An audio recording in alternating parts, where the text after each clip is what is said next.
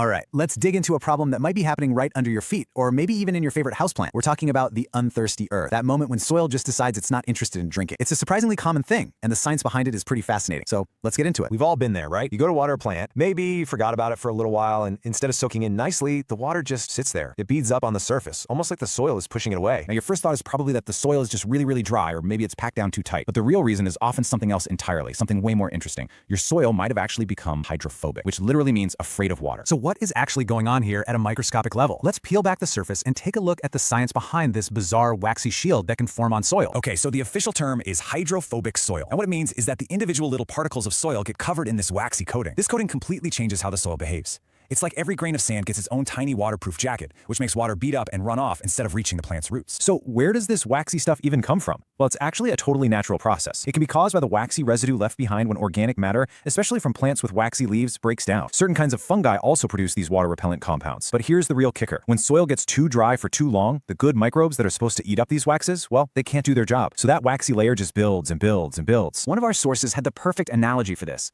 Just think about trying to pour water onto a waxed candle, or trying to mix oil and water. You know how they refuse to combine? That is exactly what is happening to your soil. That waxy, oily coating is physically pushing the water molecules away. And you can really see the difference here. This is so cool. On the left, that's a drop of water on normal wettable sand. See how it spreads out? The contact angle is pretty low, about 61 degrees. But on the right, look at that. On the hydrophobic sand, the drop just beads up into this tight little ball. Its contact angle is 115 degrees. That super high angle, that's the smoking gun for water repellents. And this isn't just about how it looks. The effect on absorption time is staggering. Check out this data from what's called a water drop penetration test. Normal sand soaks up a drop in 5 seconds. No problem. Soil from a wildfire site, which is known for becoming hydrophobic, takes 100 seconds. But the really hydrophobic sand they made in the lab, it took 3,600 seconds. That is an entire hour for a single drop of water to soak in. An hour. So we get this science, but this problem goes way beyond our houseplants. In this next section, you'll see how this has really serious consequences everywhere, from huge farms to entire landscapes after a wildfire. And that's really the crucial point here. While it might just be a small annoyance for your potted plant, on a bigger scale, hydrophobic soil is a major threat, not just to agriculture, but to environmental stability. Just take a look at what this does to farming. The picture on the left, that's patchy, unhealthy crop growth, because the soil is water repellent. The seeds just can't get the water they need to sprout properly. But on the right, after the soil was treated, you get this beautiful, uniform growth. It's a direct threat to our ability to grow food. But the most extreme examples happen after wildfires. The intense heat basically vaporizes the waxy organic stuff in the topsoil. That gas then sinks down into the ground and cools, condensing on soil particles just below the surface. This creates an incredibly powerful waterproof layer. So when the rains finally come, the water has nowhere to go. It just runs right off, causing massive erosion and sometimes even catastrophic mud flows. And this one number shows you just how dangerous this can be. 30 degrees. So what does that mean? Well, research found that making sand hydrophobic causes its friction angle, which is basically how well it holds itself together, to drop from a stable 37 degrees down to just 30. Now that might not sound like a lot, but it's a huge change that seriously weakens the soil, making those steep, burned hillsides much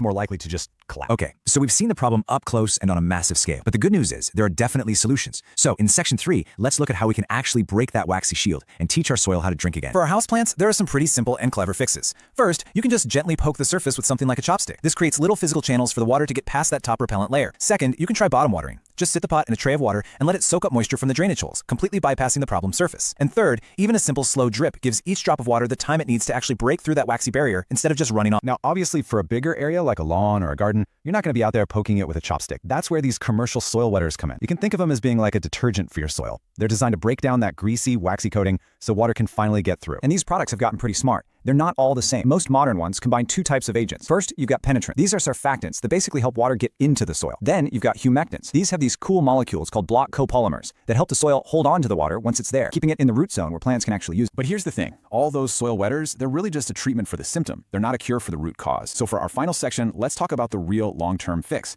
How to solve this problem for good by just building healthier, more resilient soil. The absolute key to prevention is creating a healthy soil ecosystem. First and foremost, you've got to avoid letting your soil dry out completely, because that's when those waxy coatings really take over. You also want to regularly mix in rich organic stuff like compost. Using mulch on top is a great way to help keep that moisture in. All of this works together to feed and replenish the vital microbial life that's needed to break down those waxy compounds naturally. And you know, it really all comes down to this one core idea. The best way to prevent or reduce the likelihood of hydrophobic soils is to improve them. Healthy, living soil that's full of organic matter is just naturally resilient. It's way less likely to develop this problem in the first place. So the next time you see water pooling on top of a pot, or you notice a dry patch in your lawn that just won't get wet, ask yourself, is the soil just thirsty? Or is it trying to tell you something more? Something about its overall health? Thanks for digging into this with us.